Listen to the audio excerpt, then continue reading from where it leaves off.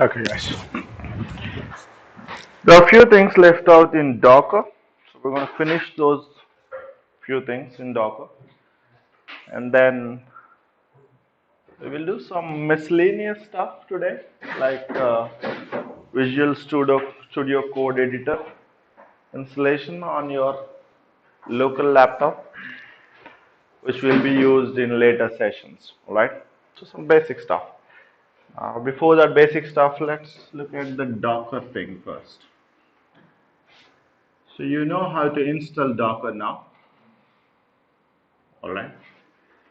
Then how to pull those images, launch containers.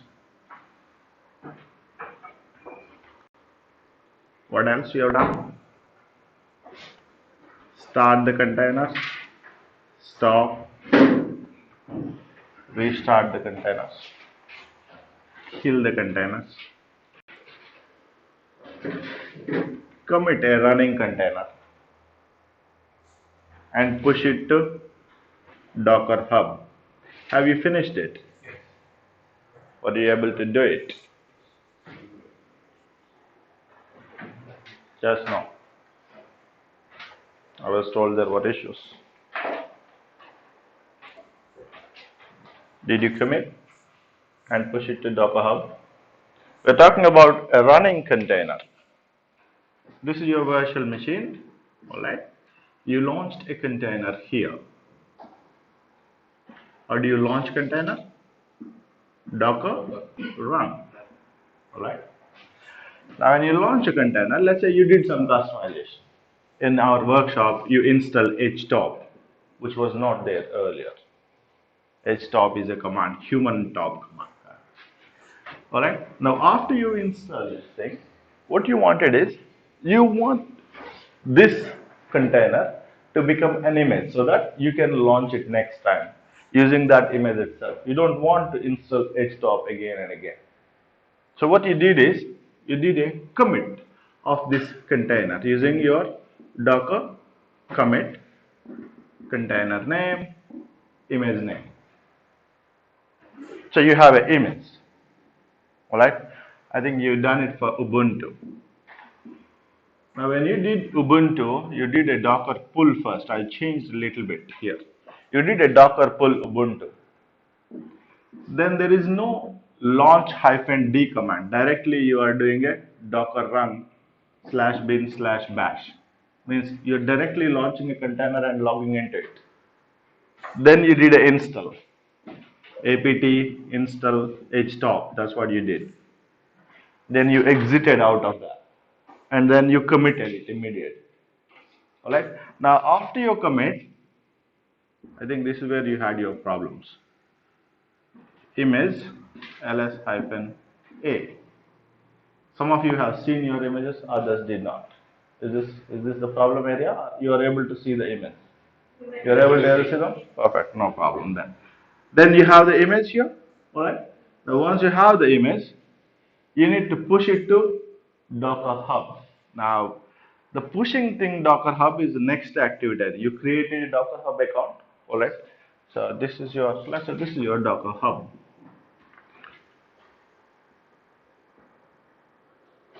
Here you have created a repo. Now the repo name and the Docker image that you are pushing should be same. Were you able to push it? Did you see your image here? All right, perfect then. So once you have the image, everything remains, everything becomes normal again. Docker pull your image name. So what you have done is a running container which is customized as per your commands. You converted it into an image. All right. Now this you're able to do it, but usually that's not a recommended approach because we don't want to really convert the containers into images. Instead, you want to use a Docker file to create a new image. This is not yet put into that workshop yet. We will put that. So Docker file, we have seen that from work directory, then your entry point, that stuff, right? Now one of these commands is going to be run apt install htop. So this basically installs your command or installs your whatever software you want. So this is a preferred way of creating images.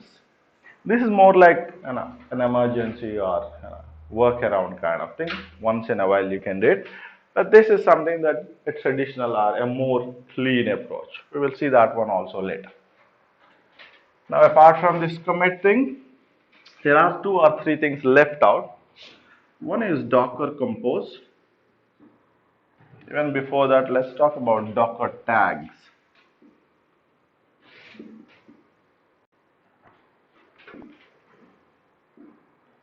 Then Docker Compose and Docker Private Registry.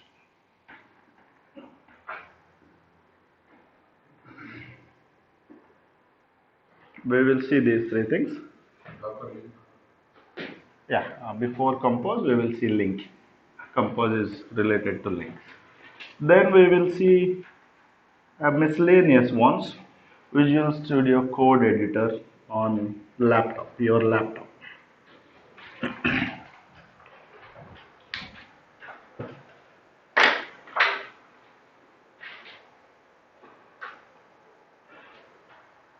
Now, if you go to the document, we're talking about task 11, 12, 13.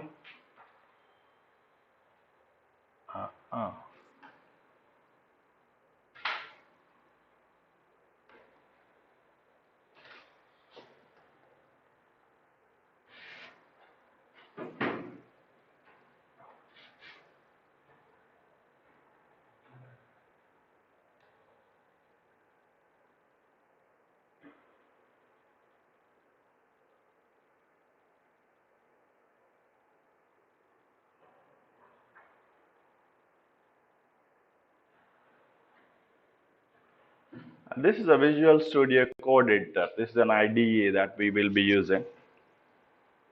So we will install it today and you get used to this thing. This is a local installation on your laptop. So this is where you normally develop all your code and then push it to wherever you want. All right. So we'll be doing that. This is just a visual of how you would be doing.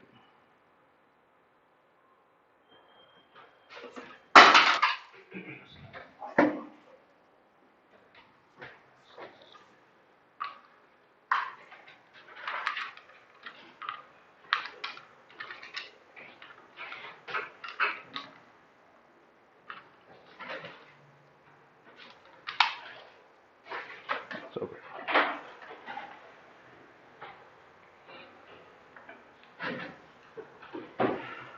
task 14, 15 are supposed to be here.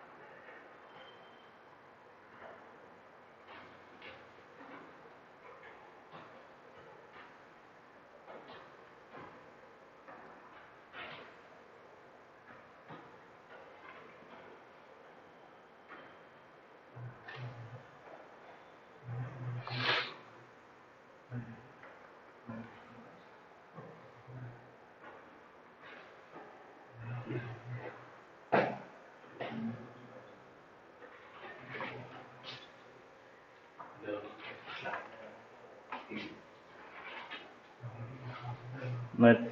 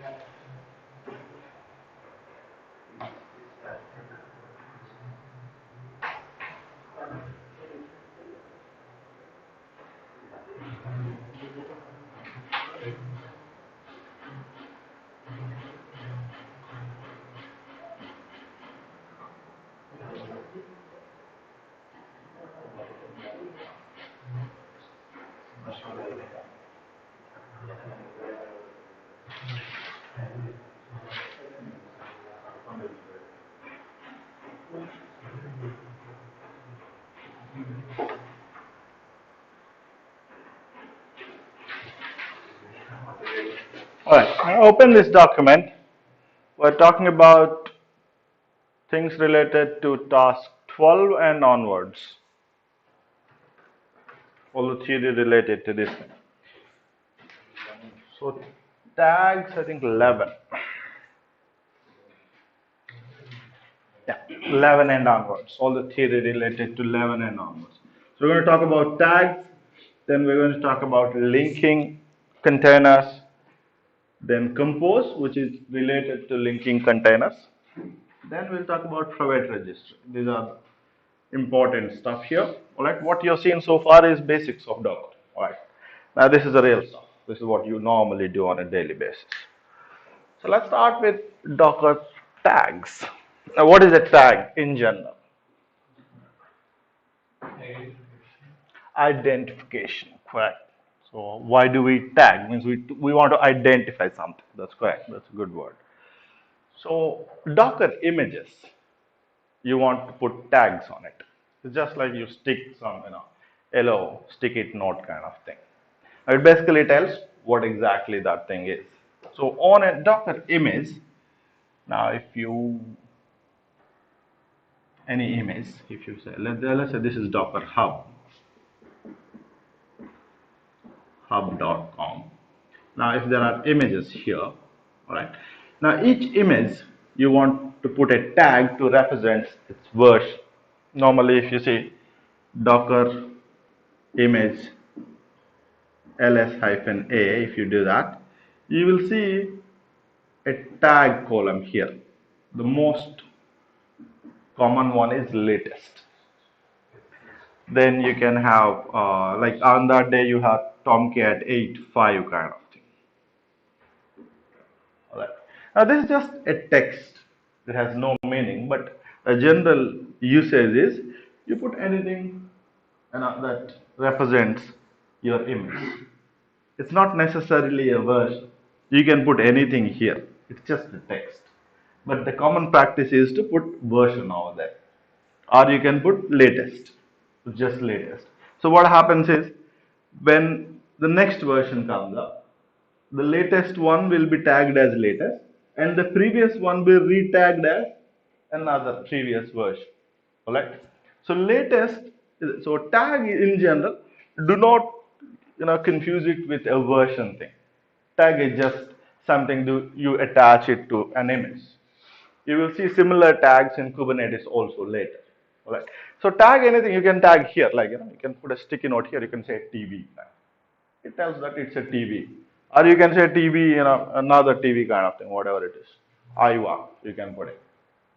So a tag simply helps you group stuff or identify a specific property of an item. The same thing here, Docker images are tagged. Now we want to see how to tag the images, all right, and how we normally move them across. Now in this case, we are moving here, I think. All right. So if you see, the command is simple. First, you have an image here locally. All right. Now this is your Docker hub. Let's say this is your virtual machine. Now if you run here Docker image ls-a, you will see the list of images, which means these images are on your local host. You got these by using your pull commands. You pull them from Docker Hub. Now once you have the image here, you can attach tag to it. When you attach a tag, it creates another copy of your image. Like internally, it's not really a copy, but when you are listing it, it basically shows you that there is another one. So here, let's take an image. Let's say you have a Tomcat image here, Tomcat 8.5, let's say. All right. So Tomcat is the image, and the tag it has is 8.5. We're not calling it version. We're calling it a tag. All right. Now you're going to tag it with something else. Let's call it Docker tag. What you're tagging, all right, your source image. This is really important. This is where a lot of confusion is there. So source image with tag. Always give with tag. And then your destination image with tag again. It's like a copy command if you try to compare it with something. So you're saying tag my existing image. All right, let's say we are tagging Tomcat 8.5. So here you're going to say Tomcat 8.5. A tag is usually after your call. All right. Now the destination, how you want to tag it. Now assume that when you're tagging it, you are going to get a new entry here, whatever tag you are getting. So let's say you want to tag it with Tomcat NCD1. Let's say NCDB1 you want to tag it. Now remember, tags are not necessarily versions, which means you can have text also on tag. This is precisely the reason why I'm not using digits. The moment we use digits, we tend to think it's version. No, it's not version. It's just some text, all right? It could be numbers, it could be letters, anything. Now that you have tagged it, if you do docker image ls again, you will see another entry here. In this case, it's going to be ncdb1. It's just like you made another copy. But this one exists on your host only. If you move to another host, another virtual machine, let's say, and you want this one here, you don't have it. You need a mechanism to take this image from this virtual machine to this one. Now the most common method is push it to hub, pull it from the hub. That's easy, right? Anybody can push it to common hub, pull it just like your GitHub. All right? In our GitHub, we don't copy from one VM to other VM. Any VM, you push it to GitHub. Any VM, you pull it from GitHub. But just that it's for source code. The same concept here. This is for images, Docker images. So here what we do is, once we tagged it, we want to push it. All right? Then we will pull it anywhere we want. So now that you tag, now remember this, tag your source image. This image should exist on your local host. If it doesn't exist, it's going to throw an error. There is no image that you are referring to because it has to take a copy, that's it. All right? Now, once you tagged it, you're going to push it. Now, what you are pushing? You're pushing this. So, Tomcat NCD v1, where you are pushing to? Here. Now, this is where the important thing. Now, when you tag and when you push it, you created a repo here, right?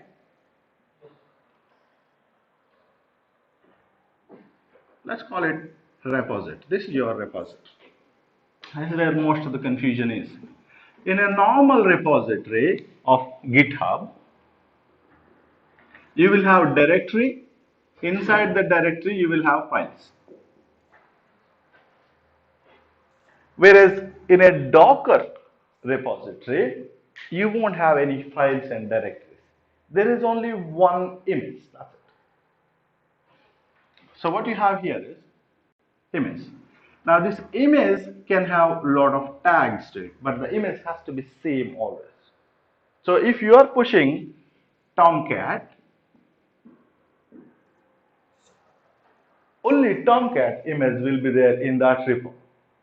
If you want to push another image, you need to create another repo. So each repo has only one image. That's the most important difference. Otherwise, you will have that confusion throughout your Docker activities. Docker Hub or Docker Hub repo is not same as your GitHub repo. GitHub repo, when you look at it, you can have files, directories, everything. You create a repo, you can put anything into it. Here, when you create a repo, you're putting only one image into it.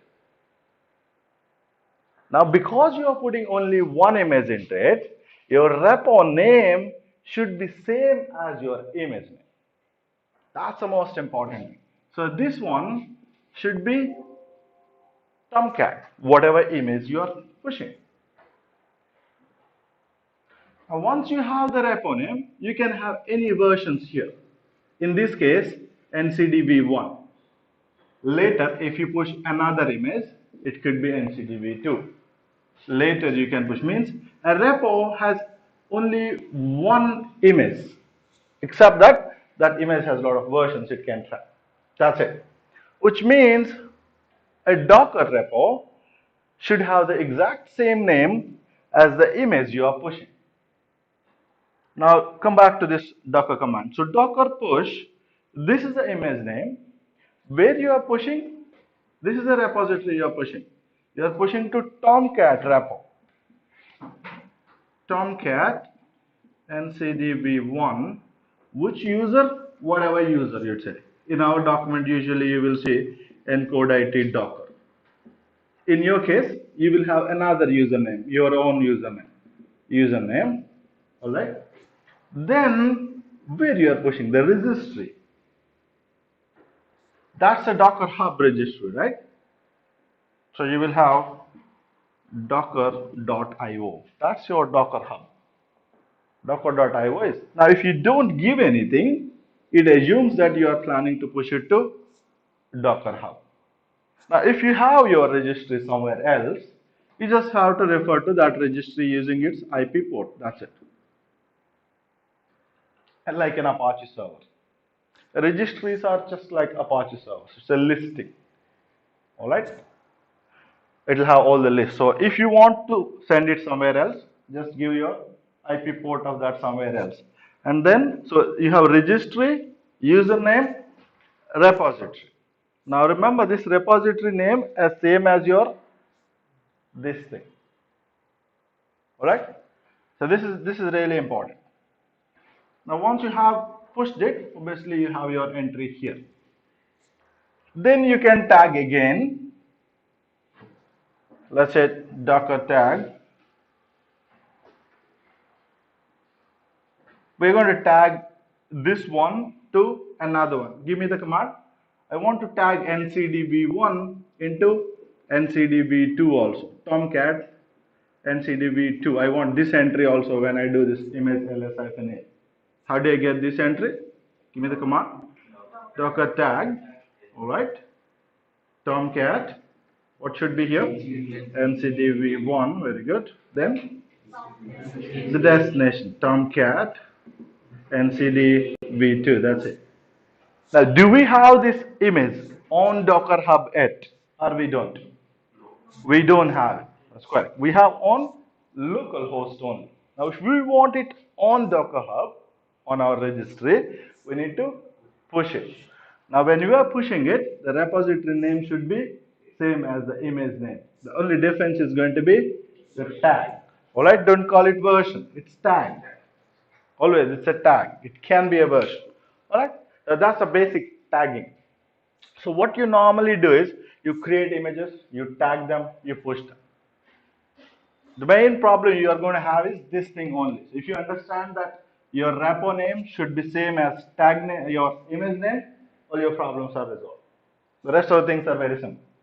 All right. So you tag it, you push it. Very simple. Now before you tag and push, obviously, now this is your own account, right? Which means it's protected. So you have to provide some username password somewhere. Otherwise, it cannot really allow you to enter, right? So before you do a push, you do a Docker login. It'll ask you username password. You provide your username password. After you are done with everything, you can say log out. These are some common commands that work together. So you log in, you tag, you push, you log out. Once you've done these 4 steps, your image is here with the tag.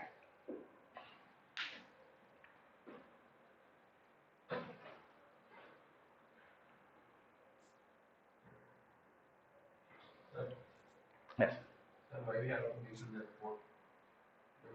You always mention port. Even if you are saying dockerhub.com, you are still mentioning port. Systems can always talk only in this format because on this IP, you are referring to a process which is listening on that port. This is one virtual machine, this is another virtual machine. Machines don't talk to each other. It's the processes running on those machines that talk to each other.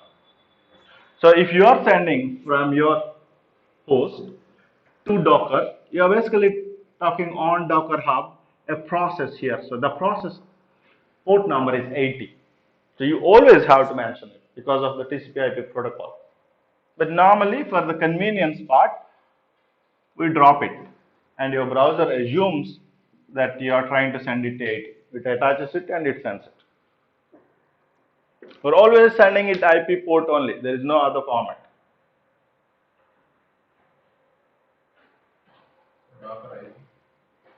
Docker IO is a website. They send it. That's where they have hosted it. You are calling Docker Hub, right? This is actually Docker IO. Just like encodeit.com, encodeit.io, anything you can have. So just a new website.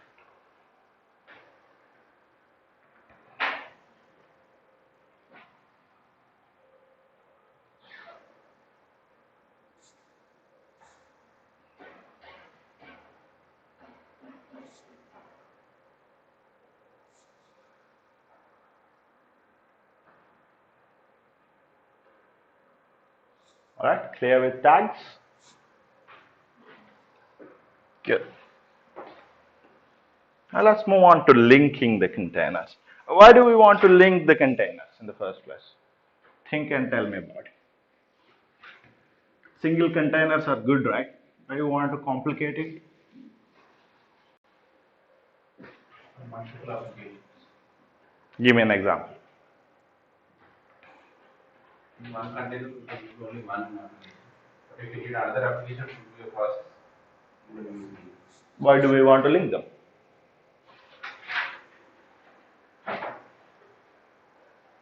If same code is applied to, Okay. then we do Tomcat number, we will install a link and Two different containers we can continue to run it, right? Why do we want to link it? Linking is, this is what we are trying to do. it is a process. You have a virtual machine, alright? This is one container. This is another container. Now you want these two to work together. Java and Tomcat. Java, okay, you have Tomcat, you deployed Java, okay, then when you visualize it, you realize that's not correct. Then what? That's correct. Halfway you are there. Okay, try it. It's okay, I'll help you. Now let's continue with this one. Let's say you have Java code, alright, like the one sample app.var you deploy. Now the Tomcat and the var file, it requires a database sometimes, most of the times, because that's where the data is stored. Your code simply has execution mechanism. Let's say you're icisabank.com. You log into your account, right? Now when you click fetch me the balance, where is the balance stored? It's always in the database. Your Java code simply executes a fetch instruction. Now, the Java code executes an SQL query, probably SQL query, which goes to the backend database and fetches it. So, without the database, your application is pretty much useless. It's not possible. So, most of the current architecture, most of the applications that work now, the data is always stored somewhere. You have a front-end application which fetches the data. Always. 99% of the cases. Because the application itself does not store any data. It's just a code that can manipulate your data. It can fetch the data, put back the data, make changes to the data, display the data. That's all it can do. It does not store the data itself. The data stored always in some kind of database. You can have an Oracle database, MySQL database, anything, Mariadb or anything. That's a permanent storage, like your laptop. All your data is stored on the hard disk. When you launch your laptop, you are manipulating that data. That's how. The laptop, your RAM itself does not store anything. It fetches the data from hard disk, does whatever you want it to do, then puts it back onto the hard disk. So the data has to be stored permanently. So most of the applications will always require a database, which means you need a database. Now, one option obviously is your regular virtual machine model. You create a Tomcat, you create a database. Everything stays in this. Alright? Now you can do the same thing with container also. But the whole concept of container is to keep them lightweight. If you put everything into the same container, you're just creating a virtual machine. Isn't it? So you don't really, it's against the concept of containers. The very reason why you are creating a container is to keep it lightweight, recreatable fast kind of. So you don't want to put the database in the same container. Like if you want to launch here a Docker run Tomcat, let's say your Tomcat 1, then you are using some image, let's say Tomcat 8.5. And remember, we also said we're not going to use latest. You never know what is latest. We don't probably today it's 9.0, tomorrow it's going to be 9.5. So you don't really want to use latest. Always stick to a version. Right? So here you launched a container with name Tomcat, --name. Alright? Now that launched this container. Now this requires an SQL database. You can install it inside this, which is not recommended, or you should not do it, or you can launch another container, Tomcat, MySQL, alright, 1, and you have MySQL image. I think MySQL is currently 6 or 5.8 something, whatever it is. 6 is running currently. So what you've done is you have another image of MySQL database. You launch its own container. So here you have another container here. This is MySQL. Now obviously, because you want the application to access the database, you need these to be linked. Now when we say linking, what we essentially mean is this container depends on the availability of this container. Tomcat cannot function unless your database is available, any database. So when we say link, this should exist before you run it. So this is actually the opposite way you run it. The sequence of commands. First, you launch the MySQL container, and then you launch the Tomcat container.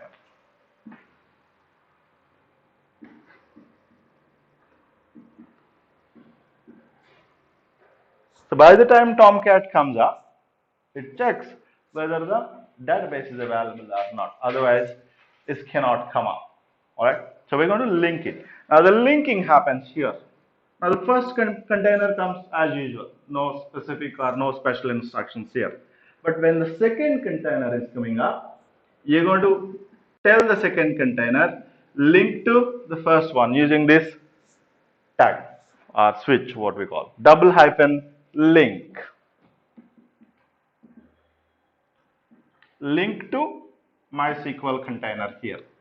Container name this is. This is the only additional tag you're going to give to the Tomcat container. Everything else remains same for it. You will have -p, -v, all that stuff. So when you link it or when you give that, it verifies whether the container that you are looking for already exists or not. If this container does not exist, this will fail to launch. It won't come out. It will simply say the container that you are trying to link to does not exist. So bring that up first. It's very simple. So this is basically a dependency you're creating. You have Tomcat container, or you have MySQL database container, which needs to be available before you bring this up. So first you bring it up, then you bring it up. The linking is it's not just the sequence, right? You are actually telling Tomcat to link to MySQL. What? Now that's linking. Now the linking, the command is like this. So we have The same command here. Docker run as a daemon hyphen name. Let's say Tomcat 123 link your link container. Let's call it MySQL 123. That's a container hyphen ports. Let's say Tomcat port 8080 inside container. Tomcat is running on 8080 hyphen volume. On the host, you are hosting my Tomcat files. They link up to OPT Tomcat web apps directory so that we can deploy all our web apps. You can launch another one also. Let's say all the logs, we want it on the host. All right, logs is something that we want every time, right? So again, another container, another mount you have my Tomcat logs,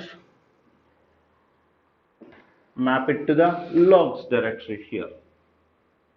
What's the log file of Tomcat? Catalina.out file. That's correct. Now this is a command that will launch your Tomcat container. Now you see this thing? This is little getting hectic for us. One line commands were really good. Now the moment you have to give more lines, you have this problem. Another slight adjustment I made is you will put each switch in a different line. Now to do this, you have to tell the bash script that this is a new line. The way you tell it is backward slash. So at the end of everything, you put a backward slash. Bash understands that this is the same command. It gives some readability. Or you can type everything in a single line also. Anything is okay. Backward slash.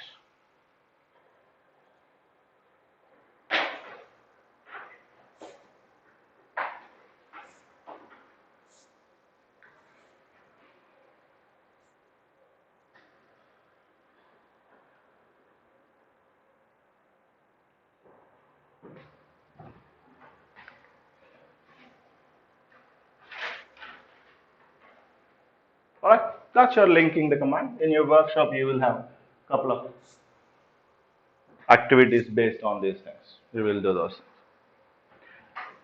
Now the linking, because it's getting really difficult to type everything and to manage it, there's another way of doing this linking or managing the dependencies. That's your Docker Compose. Let's see what it is.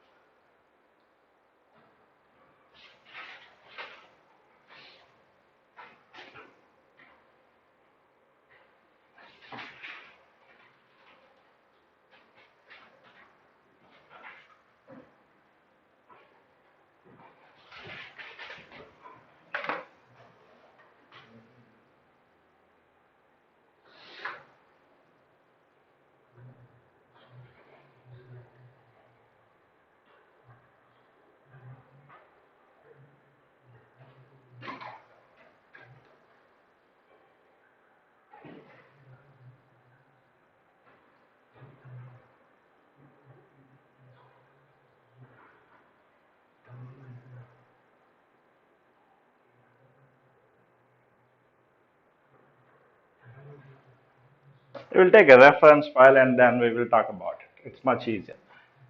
Now, as we were discussing Tomcat and MySQL, all right, a similar popular application is Apache and MySQL, isn't it? It could be Apache also if you have just the static code and PHP stuff. All right. Now, a common application that normally people use is what we call WordPress. So WordPress is like a blog. It's a blog application, open source one, which has Apache front end and MySQL backend. All right. Now this is what we will be normally using everywhere. So same thing here. So run -d. Instead of Tomcat, you're going to have What is Apache HTTP? D. It will again link to MySQL. WordPress also uses MySQL. Port number 8080. Instead of 8080, Apache default port is 80. So 80 outside on the host, 80 inside the container. Then these things as usual. Instead of OPT Tomcat WordPress, you're going to have var www HTML.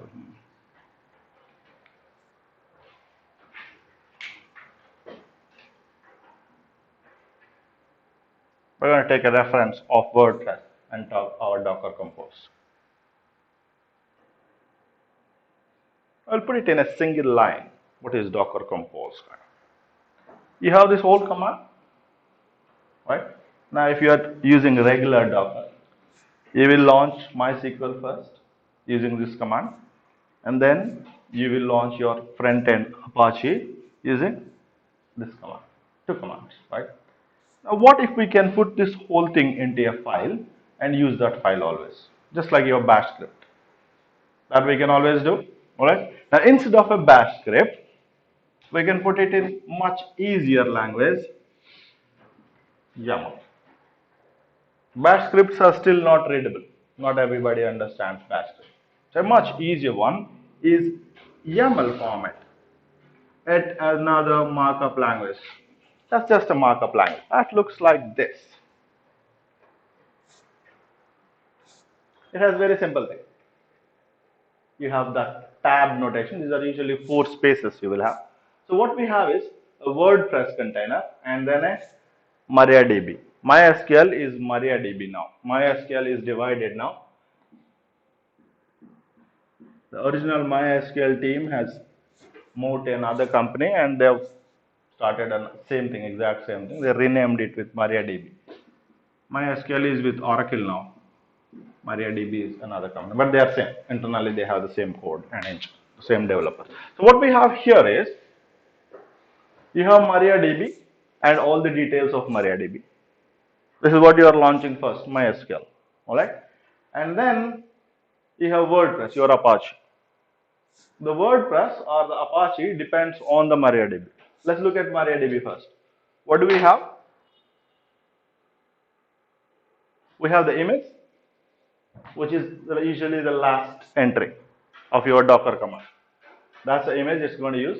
It's going to use a couple of environment variables to set up the password for Mariadb and the database name. Both of them were given here. We are passing those parameters. The database name is going to be WordPress.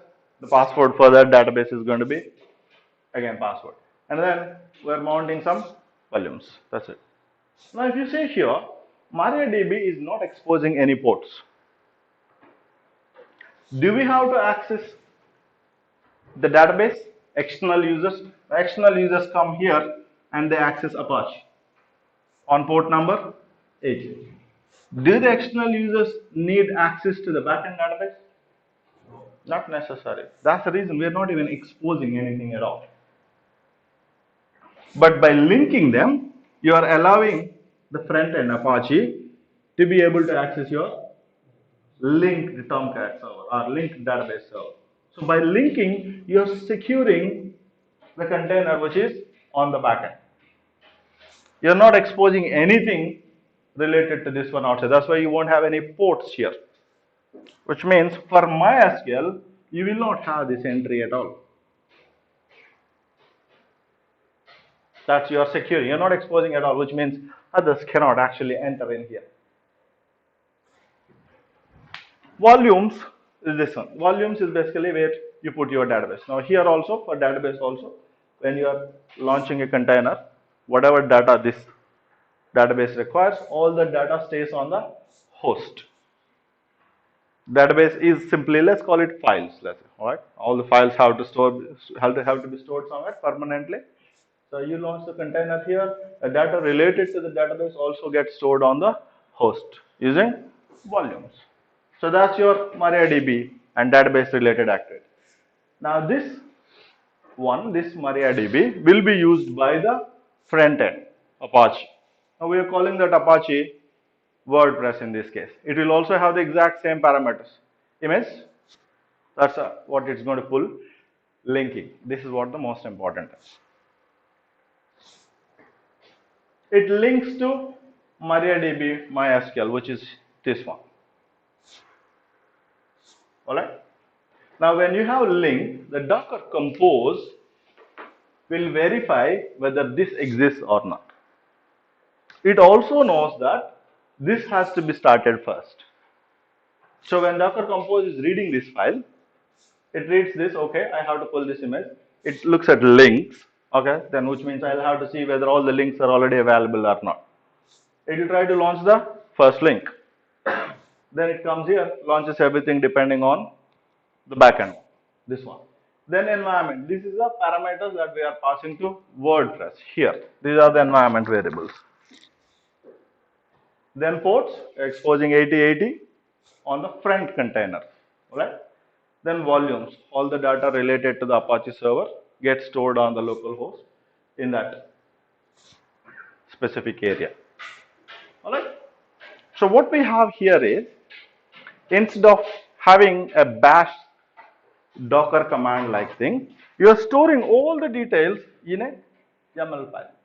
Now that you are storing it in a YAML file, you can put it into GitHub and you can control it. All right. This is the core of everything. Now all this information is usually put into what we call Docker Compose.yaml file.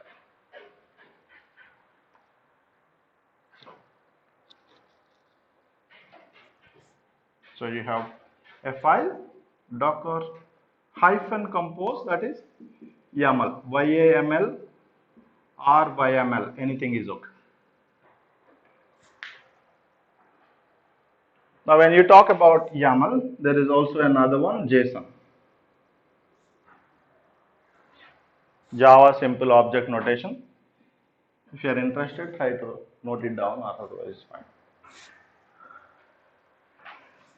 Now YAML is a superset of JSON. Means YAML will have everything that JSON has, which means every JSON document is also a YAML document. It's not the other way around. Some YAML are not JSONs. So just remember this visual. YAML is a superset.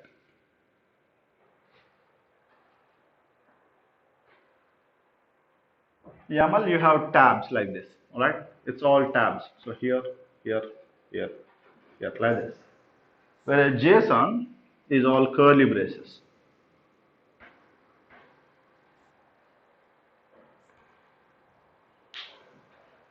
Go into Google Images and quickly do a YAML versus JSON. You will see some images. Just you will remember it quickly.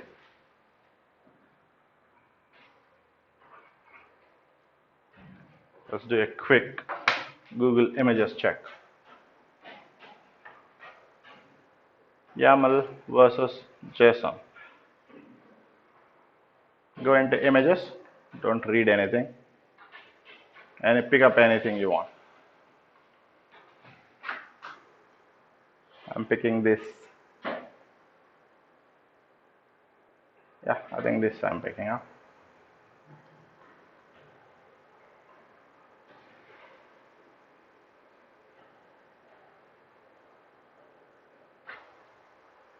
Alright, you see this thing? YAML has hyphens. So it depends on tabs, whereas JSON has curly braces. Same data can be represented in any format. Earlier we used to have XML. XML is really confusing. There are too many tags and everything. Now to simplify XML, we came up with YAML and then JSON. AWS uses JSON most of the times. Right now they are allowing YAML also. Any one of them is more than enough for you, right? For now. So what we have is a Docker Compose file, and inside the Docker Compose file you have all your containers. Now these are called services. So what Docker Compose does is it launches the services. So initially it launches the service Mariadb with all the details related to Mariadb, and then it launches the service WordPress, and here you have a link. So all the linked one will be done first and then final. So the dependency will be managed by Docker itself. Now the commands, let's quickly look at. So you have docker -compose. Now this is a different command. It's not like docker, which means when you install docker, you don't get docker compose. You have to install docker compose separately. And just like any other installation, this is also simple. apt install docker compose. Then you have a bunch of docker compose commands. We will see those important ones. But the most important thing is, when you launch Docker Compose, it looks for Docker Compose file. And in that directory, let's say you have D1, you do a CD to D1 and then you launch it. It looks for this file. You can do another CD to D2. Under D2, you can have another Docker Compose.yaml file. So if you are launching multiple containers, all the linked containers will be in one Docker Compose file and they will be in one directory. So the Docker Compose, when you're working, think like different directories. So this is a directory tree. So this is a Docker Compose .yaml file. This is another directory. Here you will have it. Here also you will have Docker Compose .yaml. And when you say it, you don't usually say docker -compose. You say docker compose. It's understood that there is a hyphen. All right. Like this, you can have any number of directories. Each directory can have a docker compose. It's usually not recommended to have inside subdirectories. Now you can actually have a docker compose here also, but things get a little complicated out there. So keep it at the same tree. Now once you have this, you have this file. Now let's go ahead and look at some of the commands. So installation is simple, apt install docker compose. Now once you install it, on some directory you have docker compose.yaml file. All right. Now you need to bring up all those containers. So docker compose, let me take it off.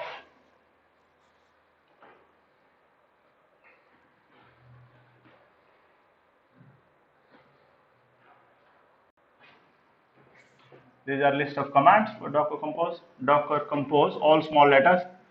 All right, you're going to bring it up. You bring it up as daemons -d. Now when you run this command, it looks for docker compose YAML file and it brings up all the containers. It pulls all the images, brings up all the containers. All right. Then you have a couple of other commands. Once you brought them up, what you normally want to do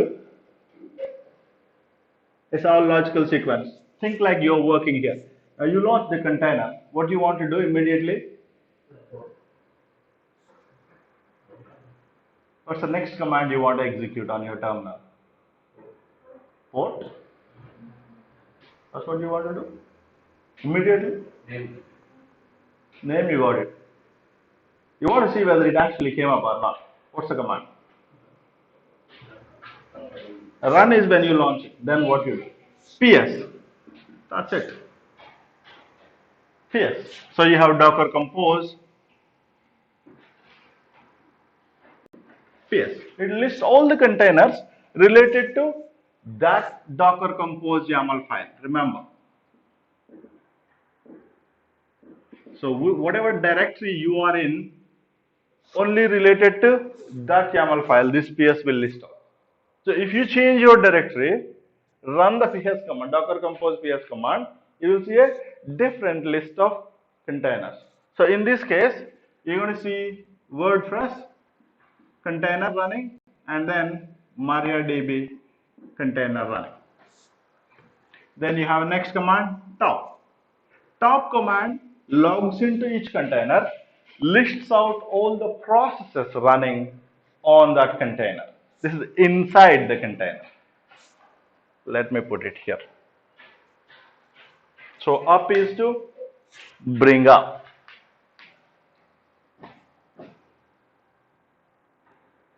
Start or launch containers.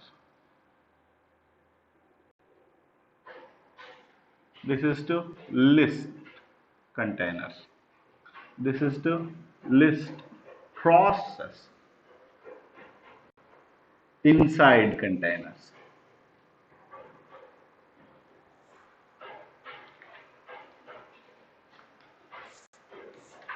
Then you have three other options. You can stop all the containers. If they are not responding to stop, you can kill the containers. After you stop or start kill, you can start all of them.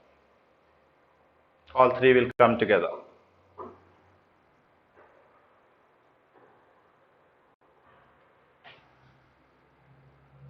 Now these containers are dependent on images because they are just Docker, right?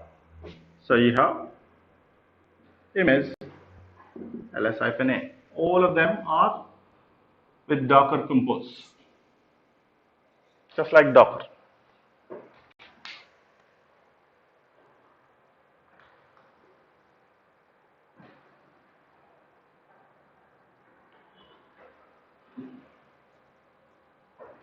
That's more than enough. There are a lot of other commands, but this is more than enough.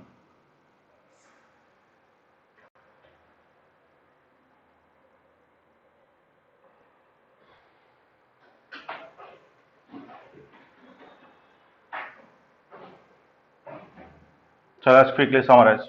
What is Docker Compose? Launch the server. Launch the dependent containers, but to put all that configuration in a YAML file. So you're putting dependent linked containers in a YAML file. That's your Docker Compose. It's same as linking the containers using double hyphen link. So when somebody says Docker Compose, the immediate thing that should come to your mind is a YAML file. So anybody can give you YAML file, and you have a way to launch a complete what we call stack. You can create a big stack of containers. You can have a container here which has a database. Then you can have a container which has an application server like a Tomcat. Alright, let's say this is MySQL. Then you can have a container here, Apache. Alright. I'm putting three now. So a database, a Tomcat server for Java, and then in front of the Java, you have an Apache server for HTML, CSS code. Now all that you have to get is, you get a Docker Compose YAML file, alright? All the configuration for each container is already defined. This is the first one, this is the second one, so you launch this one first, then this Tomcat will be linked to this one, Apache will be linked to Tomcat. That's how your YAML file looks like. And all that you have to do is run a single command, that's it. Very simple.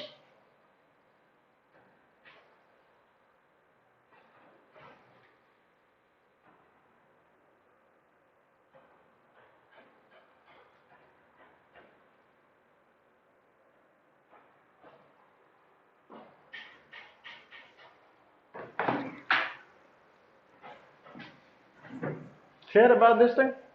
You will have on workshop, you will have that activity. Now let's look at private repositories, or what we call private registry. Repository registry are the same?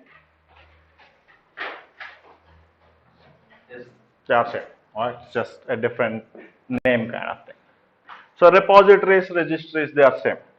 Now, the registry that you are using is a public registry. What was that registry? Docker. That was the registry you are using, isn't it? That's where you pulled all the images from and pushed your images to. Right. Now the problem with this one is it's a public repository. Means even if you have an account, even all your images are accessible only to you, you still have to access over the internet. Let's say you're sitting here, all right? You have a virtual machine.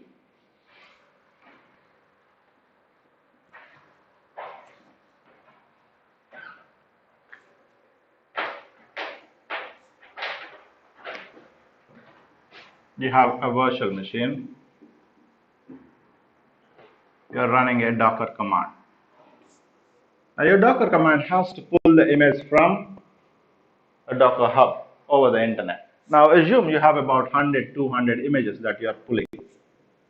And if all of you are pulling, what happens? It all goes through my own same internet connection. It gets stopped.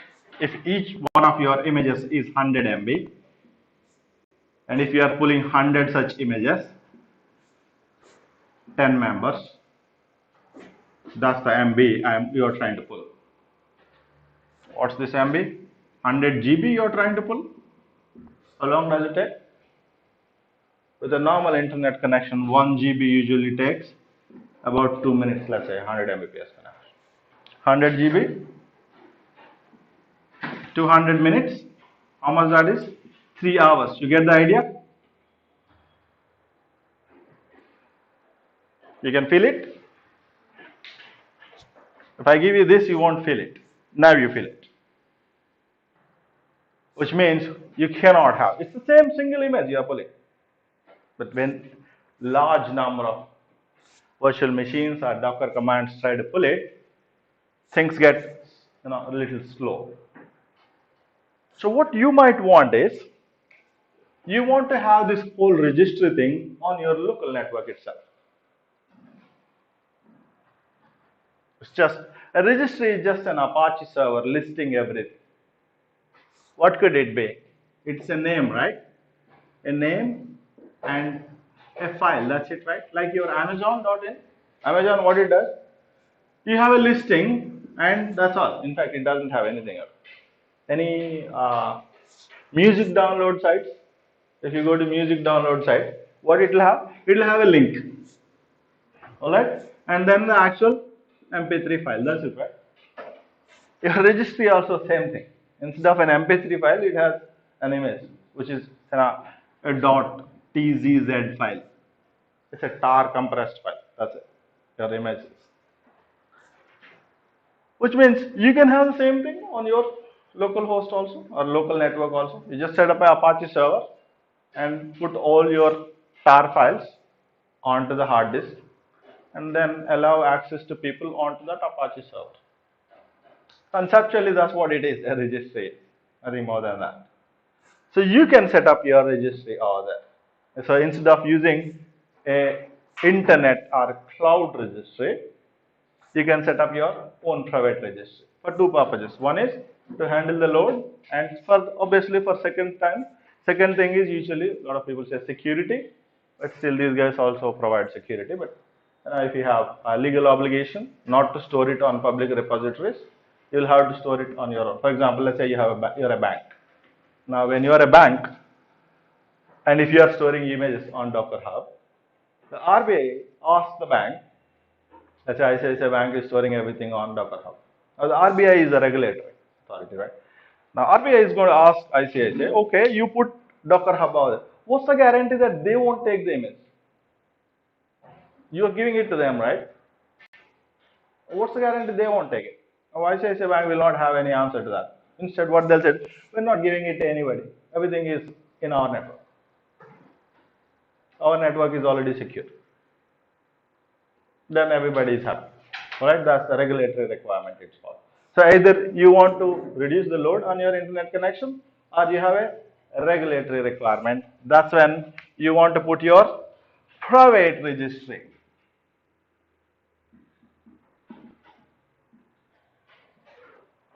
Private. This is a virtual machine. Again, I'm representing everything like a virtual machine, so that when you can actually visualize that you are doing it on a virtual machine. So a private registry is just a server with a hard disk. Alright? Now what you can do is, you can have images here. Alright?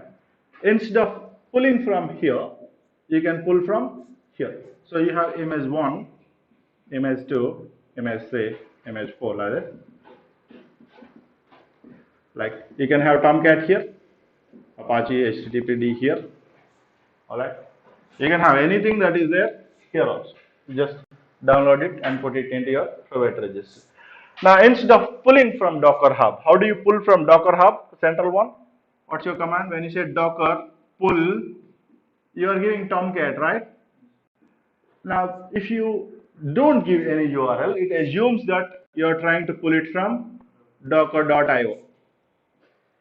It's assumption, that's it, because you did not mention the registry location. Otherwise, you have to mention the registry location, very simple. You can say like this also, docker.io. On this, your username, let's say encode IT docker, and then your image, in this case, Tomcat NCD version 1. That's the actual command you are executing. Alright, because you are not giving these two, Docker assumes that you want to go here. It also assumes from the common public location. That's it. Now, if you want to specify all these three things for a private registry, you just give these details. That's it. So instead here, let's say this one, you are running it on 192.168.12.10 on port number 8080, let's say, or 80 itself. On that username, let's say user1, and here also the same image you have, Tomcat ncdv1. What would be your command now? Docker pull. Where you are pulling it from?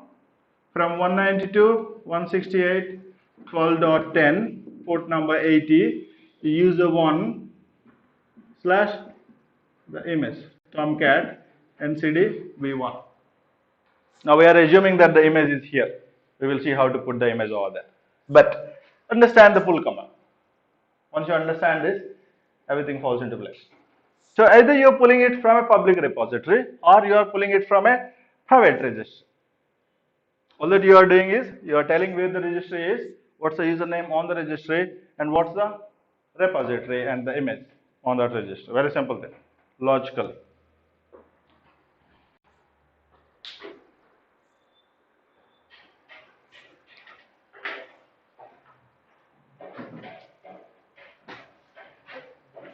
Now we have two things to do here. One is we have to set up a private registry and we have to push some images into that private registry so that we can pull it from anywhere from our local. So step one, set it up, or let's say install. Push images to your private registry. Now the installation, we're saying this is at Apache or a Tomcat server, right? Which means we can launch it using a container. I get used to containers. Stop thinking about that apt install command. You should get out of your life eventually. The only thing that you will ever run is Docker run, Docker run, Docker run. That's why it's so popular. Then comes your Kubernetes, Kubernetes, Kubernetes. What? Only these two things. So if we want to launch a Apache server or a simple server, we can launch it using a container itself, right? So Docker provides a registry container. It's called registry 2 and you can launch it using a very simple command, docker run registry. I'll just show it to you. Later you can execute it.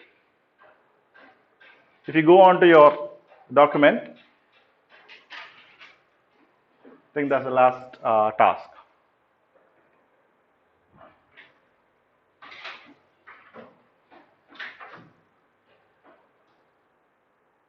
Task 12 is this thing, task 13 is compose, task 14.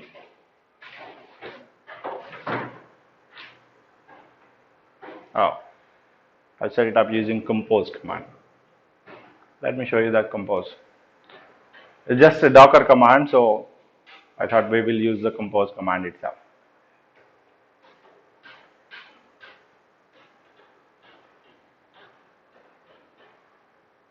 I'll show you the docker compose command that is setting up your registry.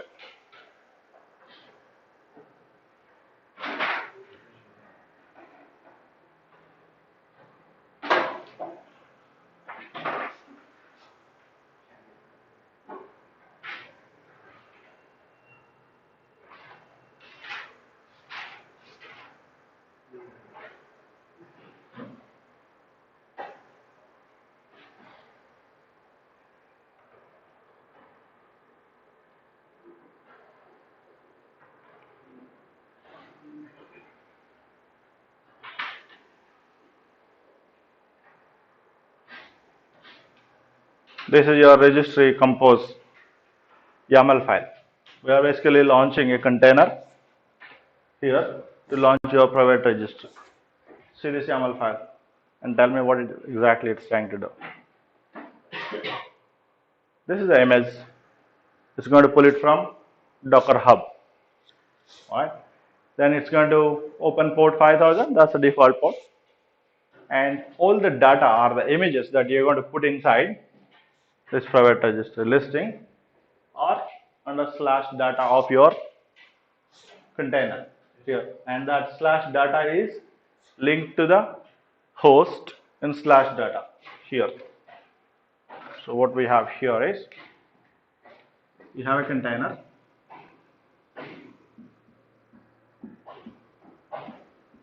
This name is registry. This is version 2, I think this is. Alright. So this is registry, and inside this registry there is a data directory, and that data directory is linked to data directory on your host in any current directory, wherever you run the compose command. So what you're going to do is you're going to create a directory D1 here. You're going to have a Docker compose file, or you will simply do a git clone. Alright. Now you got the Docker compose file. How do you launch the registry? What's the command? Docker compose up and run them as daemons. That's it. That's your registry. Once you have the registry, you can open it using the port number 5000. That's it. Alright, you will do that in your workshop, don't worry about it. Alright, so what we have is your installation is pretty simple. It's just launching a container. One single container, that's it. It's an Apache server inside, or an Nginx server mostly. You can see that in the source code. But what for us, what's relevant is your registry is just a container. There's nothing more than that. And the registry will list out all the files, and those files are your images. They are stored in slash data inside the container, but the slash data is actually the .data file, directory on your host. You can see everything here under this. So that's your installation. You will do it in workshop. Now let's push some images into it. Now we're going to set up 3 virtual machines, visualize it, and then understand how things will work.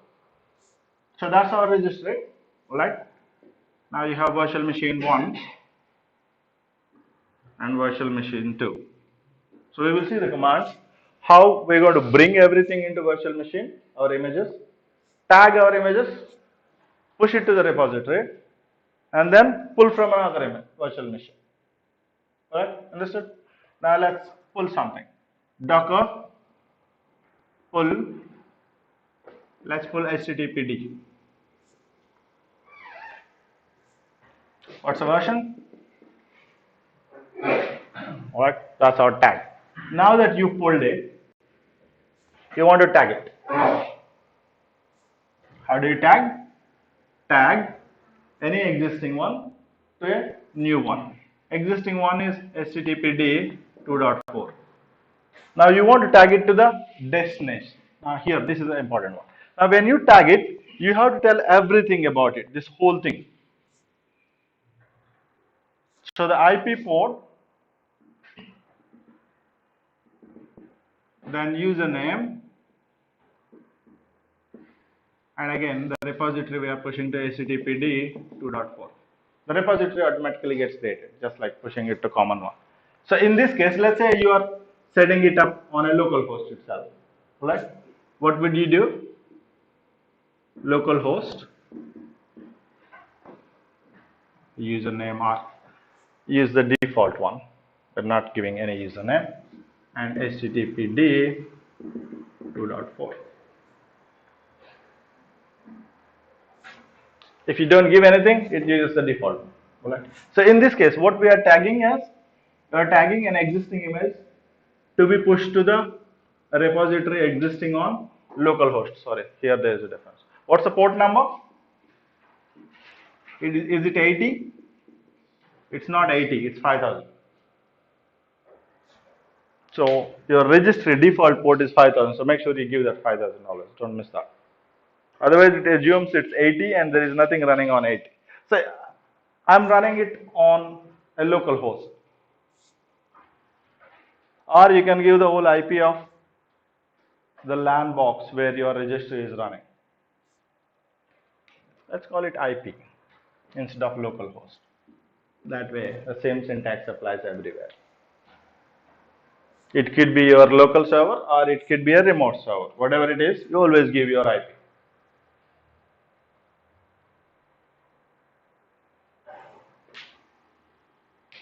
Now that you tagged it, what you have to do? What will you do now? You're done with your tagging. Normally, tagging, pushing. Same thing everywhere, whether it's Docker Hub or your private registry, everything. What's the next command? Docker push. You will push this thing, IP 5000 slash httpd 2.4. Now, before you push, you may want to check whether the image exists or not.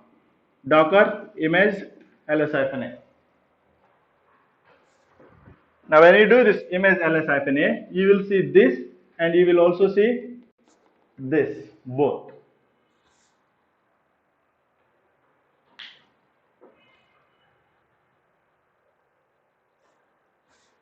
So when you do a push, where you are pushing to this IP port. This is where the registry is. So here you will get your this thing, httpd 2.4, whatever it is. Now here you have all the images, right? Once in a while you want to see what are the images available on your private registry. You do a curl command onto your registry.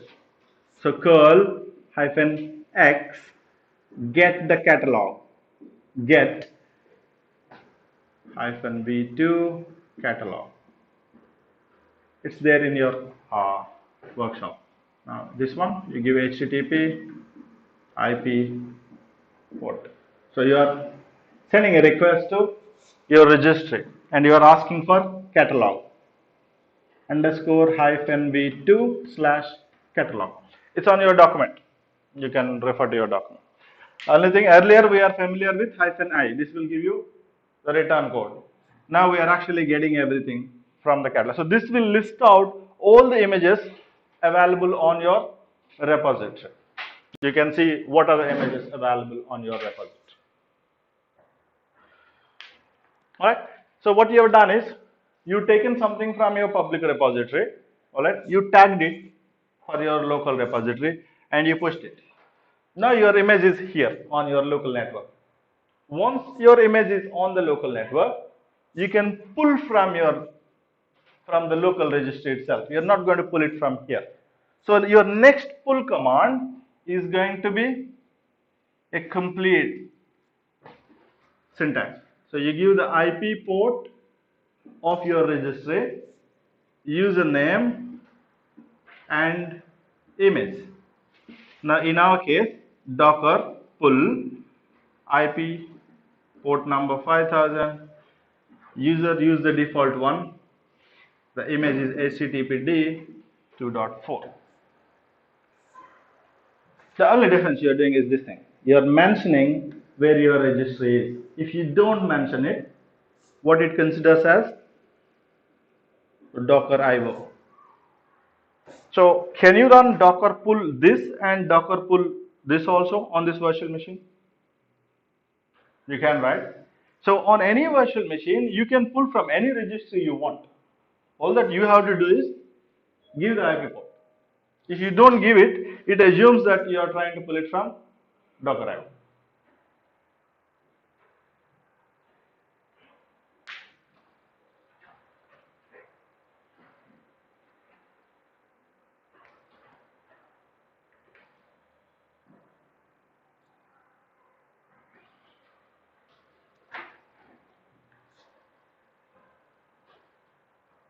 Right? So I understand tags, linking, compose, registry. Any questions here? We'll start the workshop. Any questions here? This is a concept. Once you visualize, it's simple. Either you can pull it from A public one where you have images, or you set up your own private one and download from your private registry. But to push images to your private registry, you should be familiar with the tagging part. So you tag something, you tag an existing image, you push it to an existing repository. And once you've done it, you pull it from there. Any questions?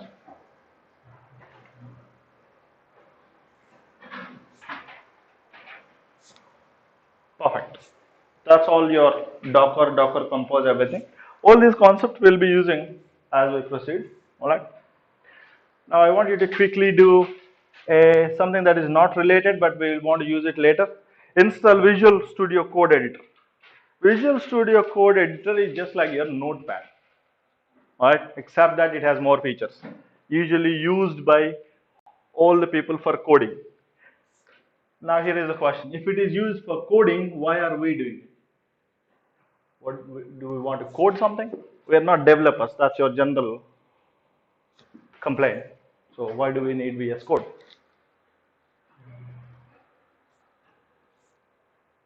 Whether you realize it or not, you are actually coding. The Docker Compose file, for example, take it. Or earlier also you created some files using Nano. All that is typing. Now Unix typing is really not really that user friendly. So what we normally try to do is, let's say you have your virtual machine, you want a file here, you want your Docker Compose here, right? Or any file. What you want to do is, this is your laptop. You want to take advantage of everything that is available out there. Now you can have a nice integrated development IDEs, these are called. Are you familiar with Eclipse? Used by Java developers, very popular. Now, a popular one is Visual Studio Code Editor, VS Code. So that's what I've just shown it to you. We will be working on that. So you install it here, all right? It makes really easy for us to, type everything, just like a notepad, very simple thing. Now you do everything here. You link it to your GitHub. You have your personal GitHub account or enterprise GitHub account. So you push it everything. Now to push it to GitHub, what you should have here? What's the software you need here? You obviously you need a IDE to edit your files. The IDE cannot push it to GitHub. What can push it to GitHub? Which software? How you are pushing it to GitHub from your Linux machine? What's the software you install?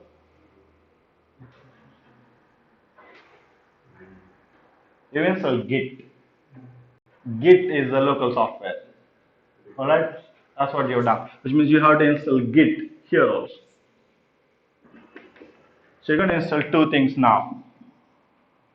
Go to Google, search for VS Code, install it. Search for Git for Windows, install it if you are Windows. Go ahead and finish it. Tomorrow onwards we'll be using these things. Go to Google, search for Visual Studio Code Editor or VS Code Editor.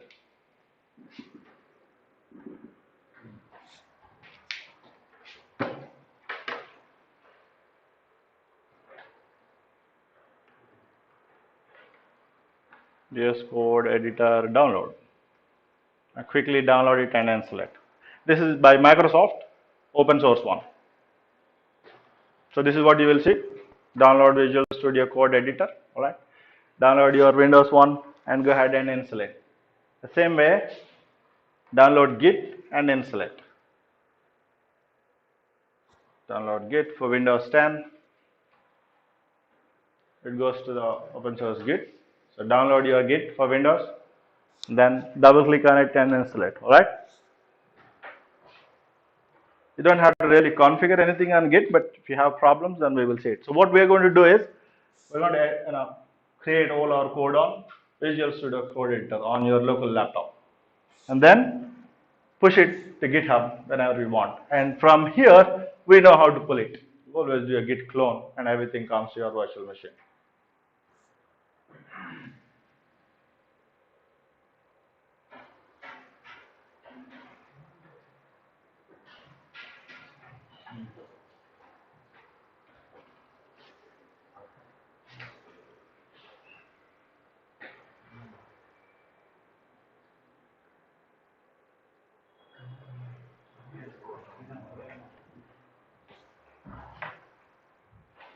Sandhya?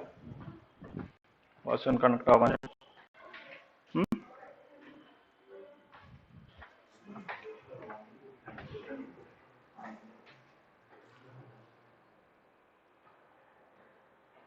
We made a slight change to the workshop. The trainer will actually execute everything and show it to you, share his screen. Alright?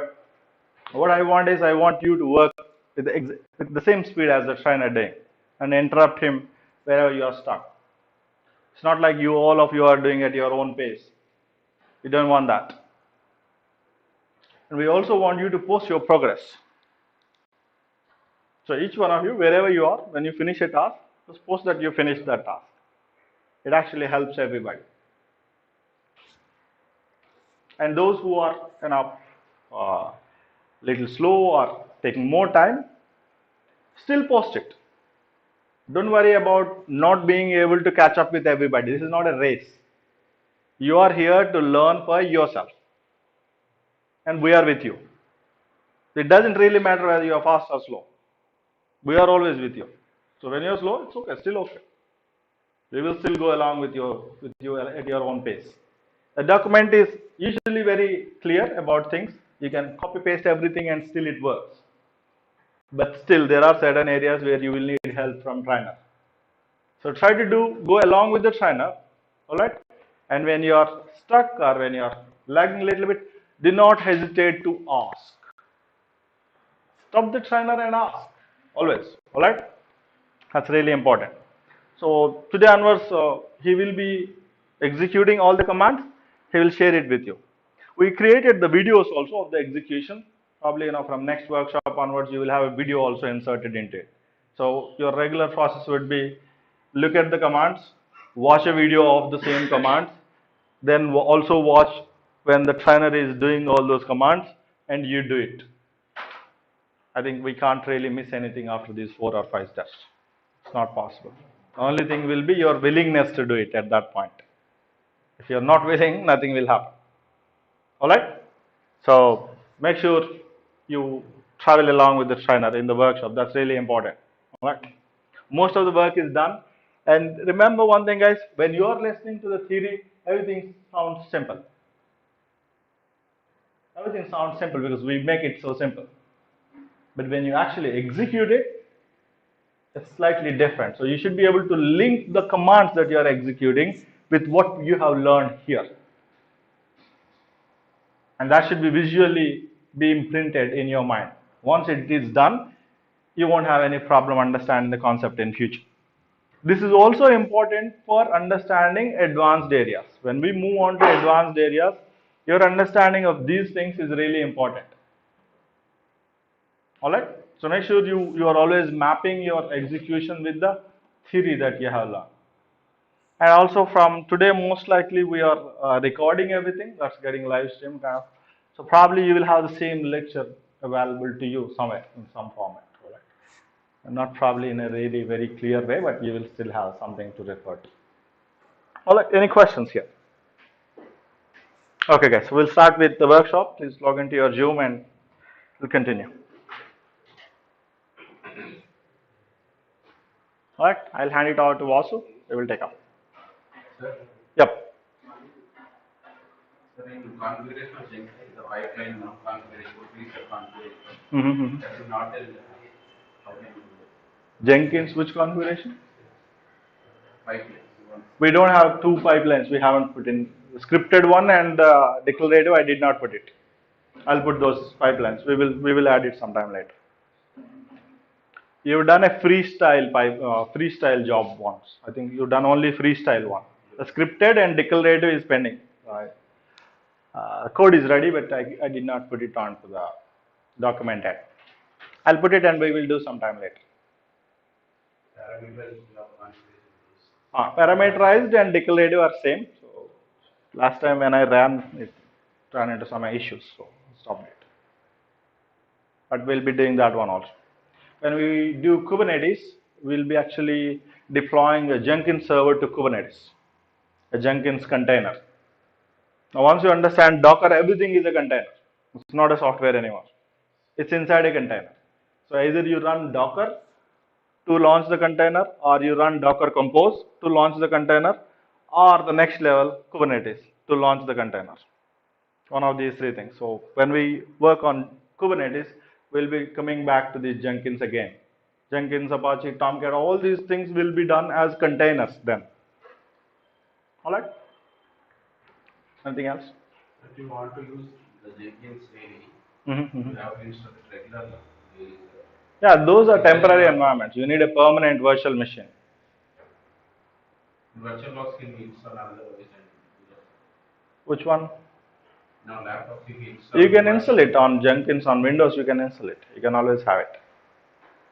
But Jenkins on Windows is very rare, so we don't touch it. That's unnecessary.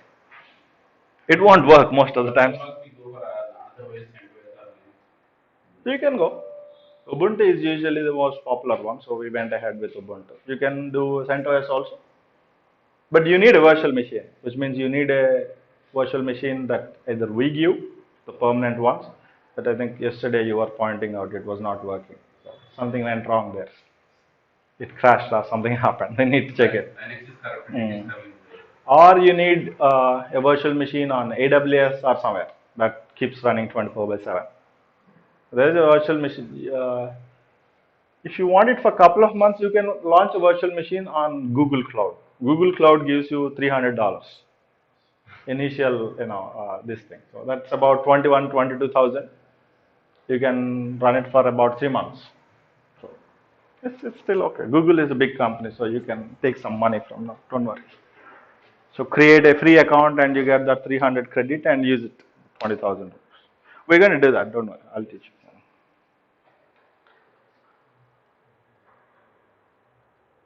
All right.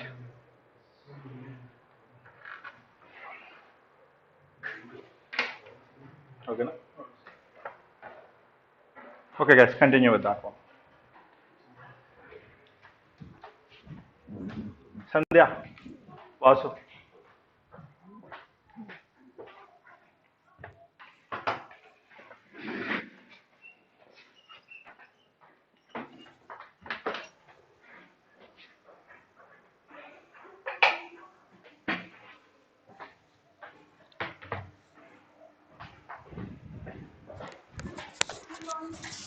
No? Did it? Okay.